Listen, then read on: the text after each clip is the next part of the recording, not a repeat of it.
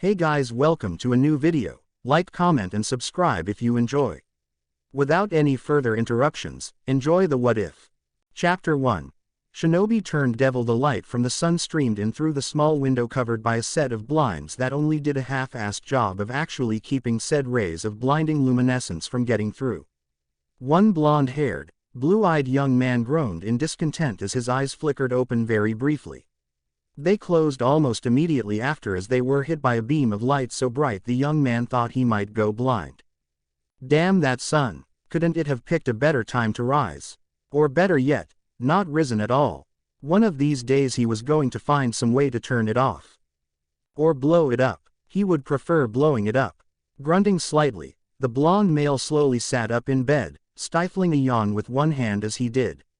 Oh, how he hated mornings. They always seemed to come at the worst times.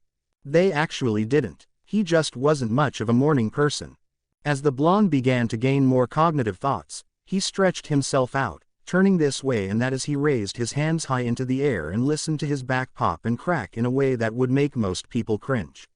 Slowly but surely, Uzumaki Naruto got out of bed and made his way into the bathroom with a stumbling gait. It was just another day of his new life. After making his way towards the shower and turning on the water, Naruto ran a hand through his spiky locks of blonde hair before turning to look at himself in the mirror. At 17 years of age, Naruto could say he was honestly pleased with what he saw. Back when he was younger, he had always been very short. Even after coming back from his 3-year training trip, he had only grown tall enough to match the height of a few of his friends. In the past few months he had finally managed to grow to a nice, above-average height for someone his age. Sure, he was no Jiraiya, but he was taller than his old man had been. That had to count for something. Absently, Naruto raised both his hands and pressed them together to make a strange seal with his fingers. It looked like a cross. He focused for a moment, looking both inward and outward, his eyes staring intently at his stomach while his mind, body and soul searched for something he had been dearly hoping to feel again since coming here. After a second or two, he sighed. Still nothing. There was not even a hint of what he had been looking for. Man, talk about depressing. He shook his head and slapped himself on the cheeks to get out of his minor funk.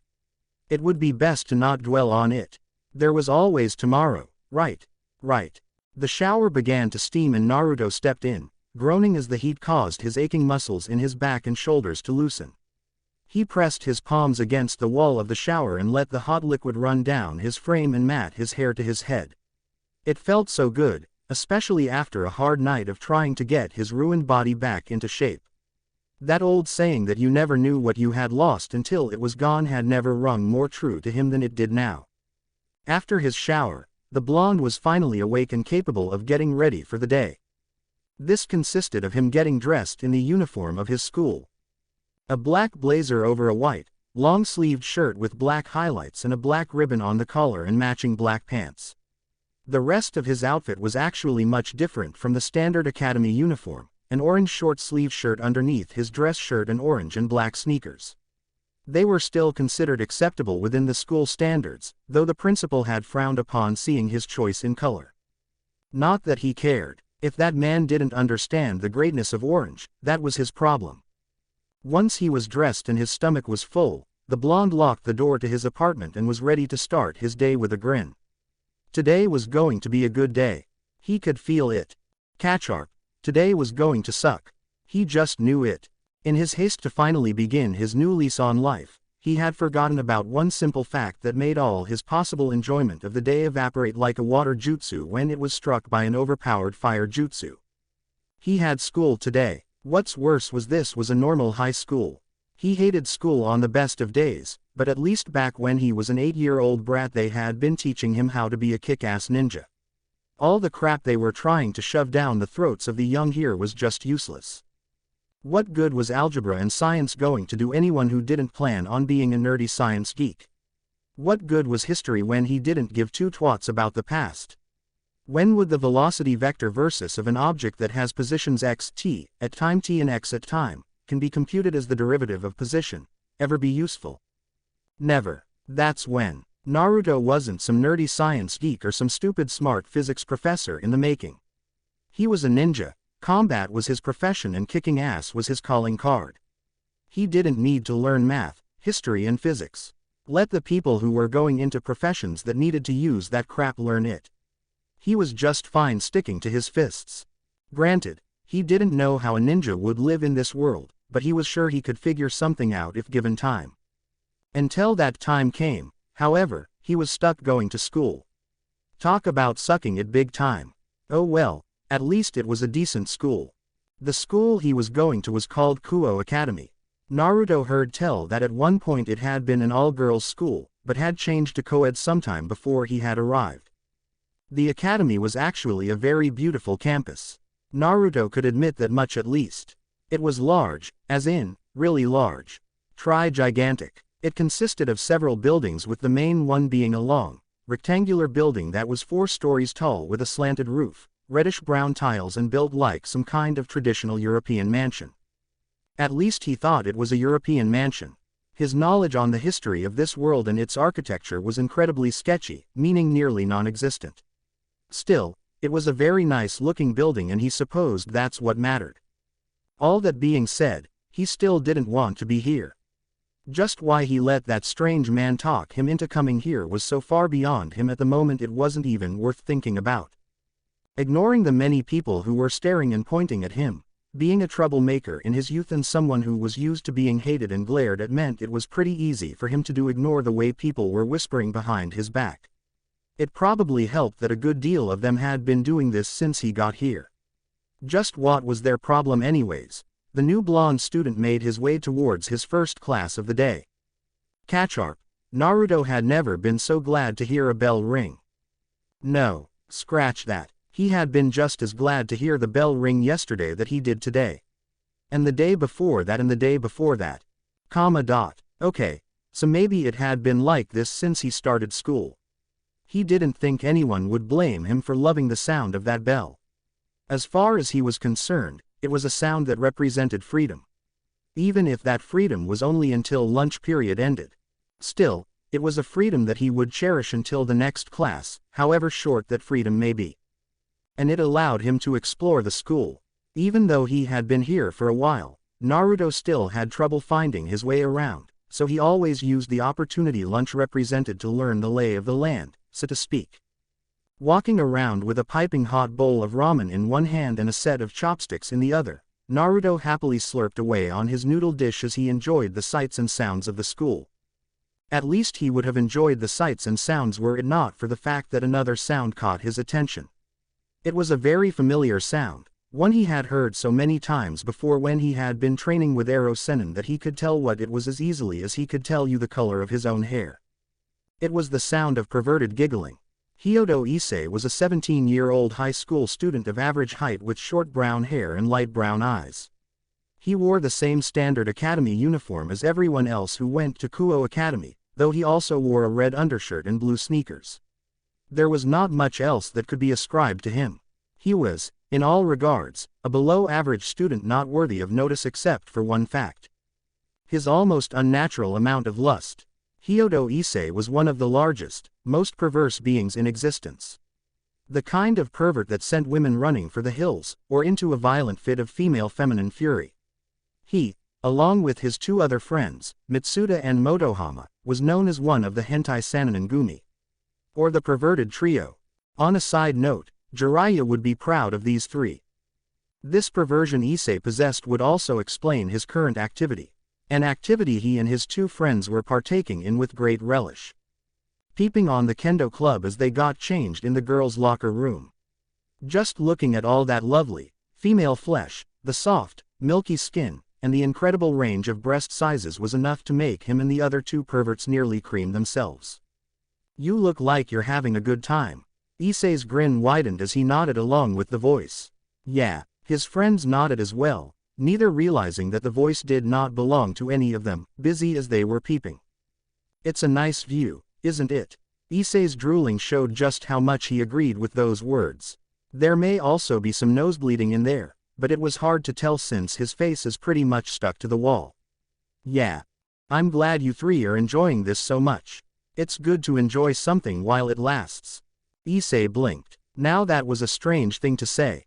Eek. Peepers, perverts, leches, how dare you peek into the girls' locker room? A voice shrieked from behind them. The perverted trio's eyes all widened as their danger senses kicked in like a 512 turbocharged engine going into overdrive. That was some serious horsepower there. They tried to turn around so they could run away from the scene of the crime. They might have been able to, except that at that moment a set of strong, steel wires rose up from the ground and wrapped around the trio, pulling them together and making them trip and fall to the ground. What happened? One of Issei's friends, Mitsuda, shouted in surprise. Where did this wire come from? I don't know. Issei would have liked an answer to that as well. Too bad he wouldn't get one. So you're the three who thought they could peep on us. Fear coursed through his veins at the sound of the voice. He didn't want to look, but was unable to stop himself from craning his neck to look up into the eyes of the kendo club captain, who was unfortunately dressed in the academy uniform once more. Even more unfortunately, she had her shinai with her and was lightly tapping the bladed side against the palm of her free hand in a manner that sent shivers of terror down Issei's spine. Why am I not surprised it's you three? I would have thought you'd learn your lesson the last time this happened, but it seems you need to be taught using more forceful methods. More forceful. Motohama shrieked like a girl. Not that Issei couldn't understand why. Just thinking about what happened last time sent shivers down his spine. The last time you used your shinai to hit us in the family jewels. The kendo club captain grinned a devilish grin. I know. Girls drop their pants. In most cases, this would have caused a good deal of men to lose themselves to lust. Such was not the case here. The perverted trio whimpered in fear as the girls closed in around them. As screams of pain emitted from the perverted trio, Naruto found himself laughing joyously as he watched the scene from the school rooftops. He had nothing against the perverted trio, or even perverts in general. Indeed, if he were to hate someone for being perverted, then that meant he would have hated Ero Sennin, and that man had been like a father to him. Or that really perverted uncle that you loved to death but would never introduce to your friends. He was still undecided. So, yes, Naruto did not hate perverts. Not at all. He just couldn't help but prank those three when they presented such a perfect opportunity. It was in his nature to prank people who left themselves so open. It would have been a crime against the pranking gods not to take such a golden opportunity when presented. Besides, they would be fine. Perverts were an incredibly resilient bunch. They could take the most brutal of beatings by a horde of angry females and get up seconds later like it had never happened. He only had to look at Jiraiya as an example. During their 3-year training trip, Naruto had lost count of the number of times his perverted sensei had been beaten to near death, only to recover a second later as if nothing had ever happened. From what Naruto understood, the only time that man had nearly died was when he got caught peeping on Tsunade. Kraaa. Not the face. Not the face. Yes, these three would recover soon enough. None of those girls were anywhere near Ba-chan's strength. They would be back on their feet before he knew it. Kya. Yes the face. Yes the face. Maybe. As the blonde snickers turned into light chuckles, he felt as if someone was watching him. Being a ninja, former ninja, Naruto still retained a good deal of spatial awareness. He could tell when people were looking at him. And right now, he could feel someone's eyes on him. Turning towards the source of this feeling, he realized that someone was indeed watching him. Two someones, in fact. Both of them were females, wearing the standard Kuoh Academy uniform, a white long-sleeved, button-down shirt with a black ribbon on the collar, a black shoulder cape and matching button-down corset, and a magenta skirt with white accents. They were also, he noted immediately, incredibly beautiful. One of them was a gorgeous, buxom young woman with long raven-colored hair, violet eyes, pale skin and breasts that looked almost as large as Tsunade's. Her hair was tied into a long ponytail, reaching all the way down to her legs, with two antennae sticking out from the top and sloping backwards while an orange ribbon kept it in place. As noted before, she was absolutely gorgeous. Naruto believed the term people used for someone like her was Yamato Nadeshiko, which, if he was remembering this correctly, was the term used to describe the ideal Japanese woman. However, while this girl was indeed beautiful, it was the other one who got his attention. She was a young girl who appeared to be in her late teens, the same age as him and the other girl, and had a figure that was just as generous as the other girls. Her creamy skin looked like it was softer than silk and her blue-green eyes were breathtakingly enchanting. Between her thin waist, wide hips, small shapely butt, large breasts, silky-looking skin, enchanting eyes and a face that looked like it had been crafted by a pantheon of angels on a quest to find perfection, the girl was easily one of the most beautiful females Naruto had ever seen. It was none of these features that truly made her stand out to him, however. That honor belonged to her hair. Gorgeous long tresses of crimson-red hair that spilled over her head and reached all the way down to her thighs with a single strand sticking out from the top. It was a much darker shade of red than his mother's, the color and darkness almost reminding him of blood, but still, Naruto could not help but think the girl had some of the most beautiful hair he had ever seen. You could almost say it was love at first sight. Naruto wondered if this was what his dad felt when he first met Mom. As the pair stood there on the ground, looking up at him from where they had stopped walking to wherever it was they had been heading to, the blonde cast the duo of beautiful females a bright grin and waved merrily at them. The Nadeshiko girl looked amused and waved back. Meanwhile, the crimson-haired female tilted her head, looking a tad curious for several moments before a soft smile played from her lips and she waved as well. Deciding to put on a bit of a show, the blonde allowed himself to fall off the roof. Before he could get far, his hands hooked themselves onto the water drain. With gravity pushing him down yet his hands keeping him up, Naruto's feet curved a parabolic arc that led him straight through the open window that he had previously used to get onto the roof in the first place. He let go of the drain, flipping through the air like a ball as he tucked his knees into his chest. After completing his flips, he stretched back out and his feet hit the ground. Had he been an Olympic gymnast using the high bars, he would have just earned himself a perfect 10. Grinning, the blonde began walking down the hall. The grin left him as soon as the bell rang. Heaving a sigh as his freedom was cut short once more, Naruto began making his way back to class with a slow, depressed gait. Akeno, Rias Grimori, the crimson-haired girl, said as she watched the strange, spiky-headed blonde disappear through the window in an impressive acrobatic display. For a human, do you know who that was? That's the new student, Uzumaki Naruto-kun, Akeno answered dutifully. He's in Class 2B, the same class as Kiba-kun. Not much is known about him. It's only been about a month since he started coming to school here, though a good deal of people seem to think he's some kind of delinquent because of his hair and skin color. Her lips curved into a teasing smile. Why do you ask? Has Bucho-sama become interested in Kuoh Academy's newest student?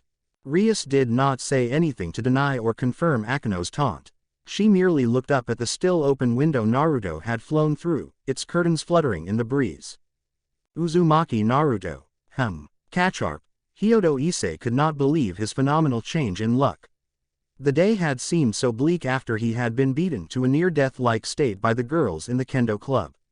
At the time, he could not help but feel like the world was out to get him just because he openly claimed to like breasts more than he should and had no issues freely ogling girls as they got changed.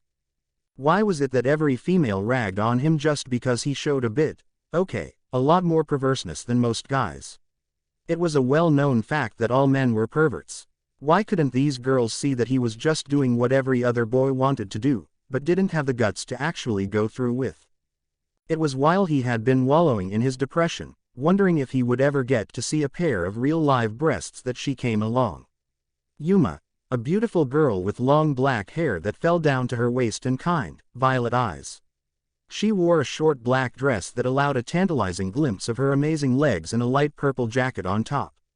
She had come to him while he was moping on the bridge and had actually asked him out. Issei still could not believe he was dating this beautiful girl, or that she had been the one to ask him out. It was like God had finally taken pity on him and graced him with this sweet, innocent and beautiful girl. If only he knew that this girl's presence was not the designs of God. Then he would be singing a very different tune. The two of them had just finished their first date, which consequently was also the first date Issei had ever been on. It had been incredible. They had done all the things Issei imagined a couple would do on their first date, going to a clothing store where he had bought Yuma a cute scrunchy bracelet. Then they had gone out to an ice cream parlor where he had gotten a soft drink and his girlfriend had ordered an ice cream sundae. Throughout the entire date, Issei had not been able to stop thinking about how lucky he was. Even his normally perverted thoughts had only cropped up on occasion, like when Yuma had leaned over and allowed him to see down her shirt. That had been hot. He had not even thought about how she would be an excellent first addition to his harem. He had not even thought about his harem at all. Issei could honestly say he was beginning to fall in love with this girl. Issei-kun. After their date, the two had made their way to a park. The sun was now going down and the vast array of colors cast halos around Yuma, making her even more beautiful than before. Several droplets of water from the fountain next to them sprinkled into the air around her, adding what almost looked like sparkles to her already dazzling presence. She looked like one of those beautiful girls you'd expect to see in a shoujo manga. Yes, Yuma-chan, Issei asked, his heart skipping a beat as she smiled at him. Ah, such a beautiful smile. There's something I was hoping you would do for me to commemorate our first date. Yuma looked so cute as she blushed demurely and pressed a finger to her lips. Will you grant me my wish? Issei felt like he had just died and gone of heaven. His heart was beating 1,000 miles a second. The painfully fast thump, thump of his blood-pumping organ was almost overpowering to his ears. Was this it? The moment of truth? Would he finally receive his first kiss? What it is? Could you please die for me? Issei scratched his cheek, his confusion more than evident. Maybe he hadn't heard right. Could you repeat that? I don't think I heard you right. Yuma's smile became increasingly sinister. As she tilted her head down, shadows seemed to cast harsh angles upon her once angelic face. Her eyes became hidden behind a veil of darkness. Only the sinister glow of her irises remained to be seen. Could you please die for me? Without warning, wings burst from Yuma's back, tearing the fabric of her dress and jacket, leaving 2 gaping holes in the back. The wings were very large, spanning nearly a meter each in length. They looked like angel wings, except that the feathers were black instead of white. With a flap of her wings, Yuma shot into the air and hung several feet above the flabbergasted Issei. I had a lot of fun with you these past couple of days, Yuma said as she held out her hand. Light seemed to gather and coalesce within it, creating what looked like a long spear. Dating a child like you was a nice break for me, and I'll always treasure this gift you gave me. She held out the small scrunchie he bought her. That is why I'm going to make this as painless as possible. She threw the spear at him. Issei, still in shock and trying to understand what was going on, could do nothing more than watch as the spear of light traveled towards him like a bullet. Abstractly, he knew that if that thing hit him, he would be dead. Yet for some reason, he could not find it in himself to move.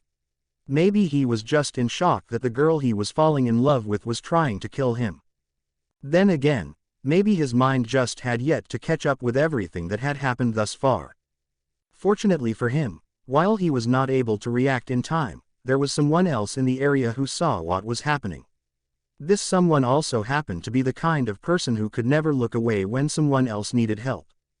Issei found himself shoved to the ground just before the spear of light could reach him. Instead of shooting through his flesh, it ended up embedded in the pavement several feet away where it soon dissipated. Yuma looked both shocked and angry. Who the hell are you? Issei blinked at her words, then looked towards the person who saved him. It was a boy with spiky blonde hair, blue eyes, and strange-looking birthmarks on his cheeks that looked a lot like whiskers.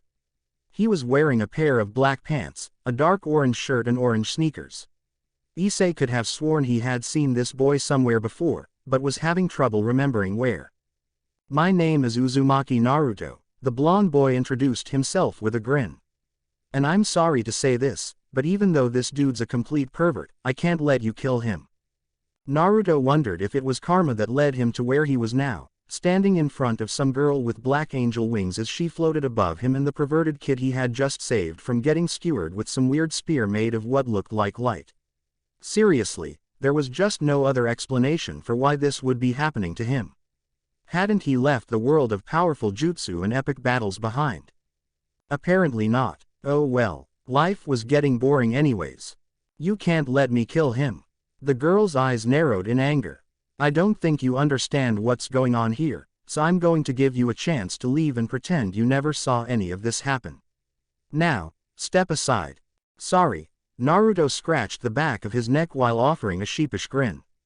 While I don't know what's going on, it's clear to me that you are going to kill this guy. He shrugged helplessly. I simply can't stand by and watch someone getting killed right in front of my eyes when I have the power to stop it. You want the pervert, you're going to have to go through me. Even if he no longer had the ability to use chakra, it didn't change who he was.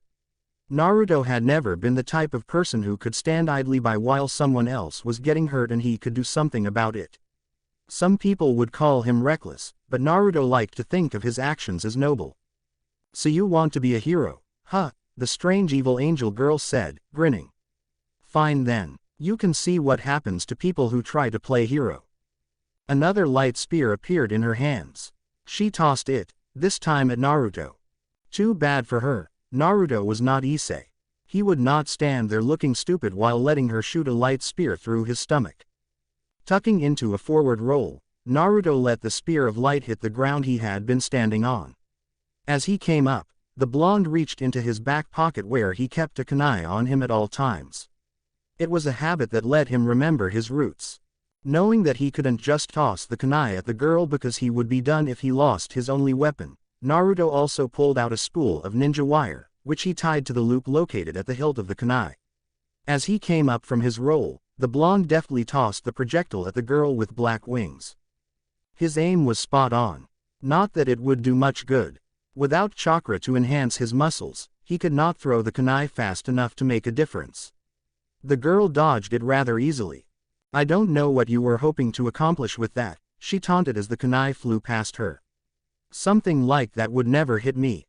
Naruto grinned. Who says I was trying to hit you? With his hands gripping the wire, Naruto yanked, pulling the kunai back down. Moving his hands in a set of complicated maneuvers, the blonde managed to force the wire to wrap around the girl's leg, using the kunai as a weight much like those grappling devices he would find from those superhero characters he had read about in the mangas of this world. Like Kamen Rider. What the? Down you go. His arm muscles bulging, Naruto used all the strength he had to yank the girl down. It wasn't as much as he would have liked. Despite how much Naruto trained, his body was only human, and without chakra, he could only do so much. Even Rock Lee, who couldn't use ninjutsu or genjutsu to save his life, at least had the ability to use chakra. His ability to open the 8 inner gates proved that chakra was the lifeblood of a shinobi, and without it, a shinobi would be as weak as a civilian. Still, strength of a civilian or not, Naruto was still a bit stronger than the average human. Thus, he had enough strength to bring this angel girl back down to his level. Yuma's eyes widened as she was sent spiraling towards the ground. Before she could even think of flapping her wings, her body smashed the pavement of the park hard enough to leave a dent. Groaning, the girl stood up on wobbly legs and looked up as the sound of feet hitting pavement reached her ears. She was just in time to see Naruto's fist meet her face. The sound of crashing thunder rang through the clearing as flesh smacked against flesh. Yuma was sent tumbling back from the surprisingly hard hit. It felt like her face had been smashed in by a freight train. Who knew humans could be packed such a punch? Naruto grinned as the girl hit the ground and landed on her back, hard, and looking absolutely stunned as a large bruise appeared on her cheek. It was good to know he still had it. The girl sat up and looked at Naruto with a glare, which just caused his grin to widen. There's plenty more where that came from if you don't leave the pervert alone. Said pervert's eye twitched as Naruto cracked his knuckles. Really, what was it with people calling him that? He had a name too. Yuma snorted. I'll admit, you're a lot stronger than most humans. She stood up and dusted off her dress, looking almost like nothing had happened save for the large bruise on her face. That punch actually hurt. However, this is over. She gave the now confused blonde a devious smile. You're already dead. What do you mean? Asked Naruto. Yuma didn't say anything, just smiled widely. Not that she needed to say anything, because at that moment Naruto felt it. Or rather, Naruto didn't feel it. In fact, he didn't feel much of anything from the waist down. It was like he had just suddenly gone numb. Looking down, Naruto found himself staring at the spear of light that was located in the center of his chest with shock. When had she been able to stab him? He was sure he would have noticed her doing something like this. As blood began welling up in his mouth and dribbling down the side, he looked back up at the girl with black angel wings. When you punched me, Yuma grinned. You were so focused on hitting me, you didn't even notice when I stabbed a light spear into you. I'll admit, I'm actually impressed you lasted this long with that in your chest. It didn't take much for Naruto to realize what had happened. Shinobi usually had great spatial awareness, meaning they could sense things happening around them to a certain degree and were even able to tell where certain objects were in relation to themselves when not looking at them. While the ability was great, it also had many limitations. The biggest one was hyper-focusing. When a ninja focused so much on completing their objective, their focus tended to zone out everything around them save for the objective itself. Many ninja had lost their lives this way, even those who were more experienced. Kakashi was perhaps the best example of this. Naruto remembered when his first sensei told him the story of how he got his Sharingan. During his first mission as a Chunin, he had used his prized assassination jutsu, the Chidori, to try and defeat an enemy ninja. However, due to the speed requirements needed to use the jutsu to its full potential, it created a tunnel vision that blocked out everything except for what he was aiming for. This had been nearly fatal, and had it not been for Naruto's dad being Kakashi's Chunin sensei, his teacher would have lost his life that day. And that was exactly what happened here. Naruto had allowed himself to get so focused on pummeling the girl's face in that it had created a sense of tunnel vision, completely blocking out everything except her face. Now he was paying the price for forgetting the lesson that story taught him. It seems a month in this new world with his chakra coils destroyed had made him soft. It didn't help that he could no longer sense negative emotions because he could no longer use chakra. Damn, this sucked. More blood began welling up in his throat. Naruto gurgled as he made to surge forward and continue fighting, but toppled face first to the ground instead. It was a miracle when he managed to at least roll over onto his back. The sound of footsteps approached him, and the blonde got a prime view of Yuma's panty-clad mound as she stepped over him and walked towards the stunned-looking Issei. Before she could get far from him, Naruto's left hand shot out and latched onto her leg. Yuma turned around in mild surprise. Oh, you're still alive, are you? I suppose that's fine. Just consider it punishment for getting in my way. She kicked his hand off her leg and continued marching towards Issei. As Naruto's vision began to dim, he tried to force his body to move, tried to make it do something, anything. It was all for naught. He couldn't even feel his body, much less make it obey his whims. Man, this sucked. Here he was, trying to help someone out, but all he ended up doing was getting himself killed. This was definitely karma. Just what did he do to earn such bad karma? Naruto's last thoughts were of his old friends. He wondered if they were happy. Were they working together towards building a better future now that Madara, Obito and the Jubi were gone? Had they finally found peace? Gods, he hoped so. It would suck even more to die and found out that his sacrifice had been in vain. At least if they had created a lasting peace, he could leave this world content. Catcharp. As Issei bleed out from the wound as his stomach, his mind going black, a small slip of paper that he had put into his back pocket and forgotten about began to glow a deep crimson. The sheet of paper with the strange-looking circle flew out from Issei's back pocket. There was a flash of bright light before the sheet disappeared and the circle that looked like something from the occult glowed a deep, bloody red. The circle hovered in mid-air for but a moment, expanded until it was several meters in diameter, then began a slow descent towards the ground. As it slowly moved inexorably downward, a figure appeared from within it. Rias Grimori looked down at the boy who she had correctly assumed possessed a sacred gear, a powerful weapon given to humans by God.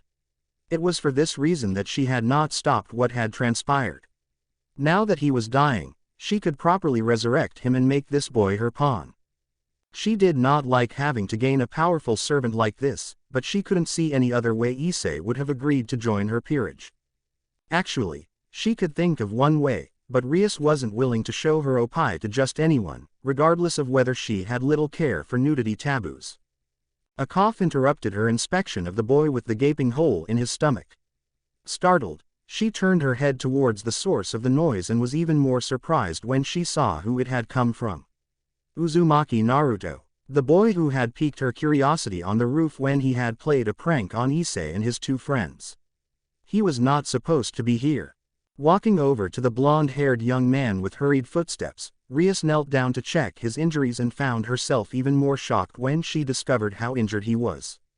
He was lying in a pool of blood and there was a large hole going straight through the center of his chest. Obviously the wound that caused all the blood in the first place. Even more shocking was that he was still alive. His fingers dug tightly into the ground, creating small indents in the pavement. His eyes were flickering from bright blues to a duller, more lifeless tone. It was clear he was struggling to remain alive but failing. With an injury like that, he would bleed out in seconds. She was just shocked he was still alive. He should have bled out a long time ago. As she looked at the wound, Rias noticed something else that was odd. It was slow, incredibly slow. In fact, she was almost sure she was just imagining it, but it looked like his wound was closing. Of course, it couldn't be. This boy was a human. She could sense that much, and even if he had some kind of demonic healing, the light powers from fallen angels stopped all types of healing.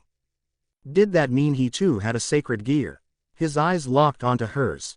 Azure blue met greenish blue. There was a moment where his eyes seemed to flicker towards something behind her. What was he staring at? He smiled. It wasn't a very pretty sight, what with the blood dribbling out of his mouth and staining his teeth. Still, it was a surprisingly happy smile for someone who was on the verge of death. He coughed, causing more blood to spurt out of his throat. It was a miracle he could even speak. That wound had obviously caused blood to well up in his lungs. Such beautiful, red hair. Rias found herself feeling surprisingly flush. No one had ever complimented her hair before. And no one had complimented her with such admiration in their voice. That it came from someone who was on their deathbed was even more surprising. Absently, she reached out and held a strand of her crimson locks between two of her fingers and twirled it around. For a moment, she wondered what she should do. In some ways, this boy had died because of her. It wasn't right that he should die because of the machinations of devils and angels. Right, there was only one thing she could do. Snapping her fingers caused a brief flash of light to appear within her hand. When the light died down, it was to reveal an object in her hand. A chess piece to be exact. It was a standard piece, a rook. With this, Rias would be able to resurrect the boy as one of her servants. She placed it on Naruto's chest and stepped back. She recited the incantation needed to meld his form with the chess piece. She did everything perfectly. Nothing happened. Frowning, she tried another piece, her bishop. When that didn't work, she tried her knight. Again nothing. Frowning, Rias tried to figure out why none of her pieces worked. Did the boy require something special to revive? Maybe a single piece wasn't powerful enough. Consider this a gift from your dear brother. Eyes widened, Rias summoned another chess piece. It was different from the standard chess pieces. For one, it was red. For another, it was glowing. It also did not look like any chess piece Rias had ever seen. This was no pawn, knight, rook, bishop, queen or even king. This chess piece was unusual. It was different. It was mutated. I believe you will find an interesting use for this. Don't worry, you will know when to use it. As she stared at the mutated piece, she remembered the words her brother had told her when he had given it to her. She had wondered back then why he would give her such a rare and valuable piece, but now she couldn't help but wonder. Had he foreseen this? Did he know something like this would happen? It seemed improbable, but knowing her brother, she did not discard it as impossible. 1 month, she murmured. Her brother had given this mutated piece to her exactly 1 month ago. The same exact time that Naruto had started going to her school on the scholarship fund for orphans that had been set up by that very same brother. He had even gone so far as to visit her at school just so he could make sure she got it. Coincidence? Probably not. Rias decided that she was going to be having words with her brother about this the next time she saw him. Well, I guess there is nothing else to it, Rias told the blonde as he fought to stay alive. I will not be letting you die today. So from now on, you will be living for me. She placed the chess piece on Naruto's chest. Its bright glow was the only way to distinguish it from the blood running freely from the overflowing wound. The boy, surprisingly still alive, cracked a single eye open as he felt the weight of the small chess piece settle on him. I command thee, Uzumaki Naruto, on my name Rias Ramori.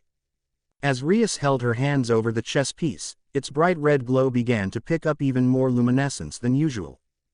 Become my servant and walk these lands as a devil. Slowly, the bright, glowing chess piece began to sink into Naruto's body. Thou shalt lead a new life with great joy as a member of my peerage. As the mutated piece disappeared into Naruto, the glow went with it, leaving the world once more in darkness with only the moon and stars to cast light upon the world. Naruto gasped for breath, his unconscious mind telling him he was alive.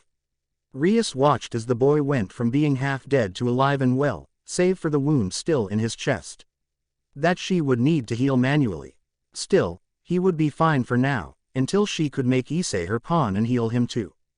As Rias went to resurrect Issei, she wondered what this new boy would bring. If her brother was somehow involved with him, she was sure that whatever Uzumaki Naruto brought to the table would keep things interesting. Thank you for watching. If you enjoyed the video, be sure to like, comment and subscribe, as well as checking out the author on fanfiction.net.